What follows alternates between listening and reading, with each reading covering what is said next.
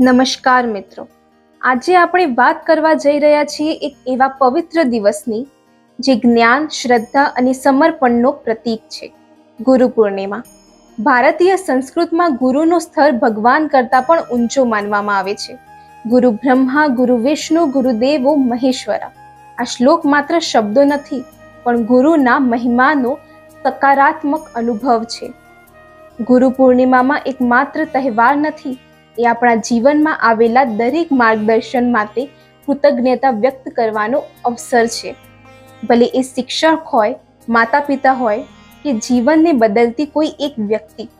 આ પવિત્ર દિવસે આપણે માત્ર આધ્યાત્મિક ગુરુઓને જ નહીં, પરંતુ આપણા શિક્ષકો, જીવનના સંઘર્ષોમાં સાથ આપનારા મિત્રો અને આપણને સાચા માર્ગે લાવનારા દરેક વ્યક્તિને મનથી નમન કરીએ છીએ. ગુરુ પૂર્ણિમાનું મહત્વ મહર્ષિ વ્યાસના જન્મદિવસ તરીકે પણ માનવામાં આવે છે, જેમણે મહાભારત લખી સંસ્કૃતિ અને શાસ્ત્રને જીવન આપ્યું. આજના દિવસે અનેક લોકો ઉપવાસ કરે છે, ગુરુઓના આશીર્વાદ લે છે, સત્સંગ અને સાધનામાં લીન રહે છે.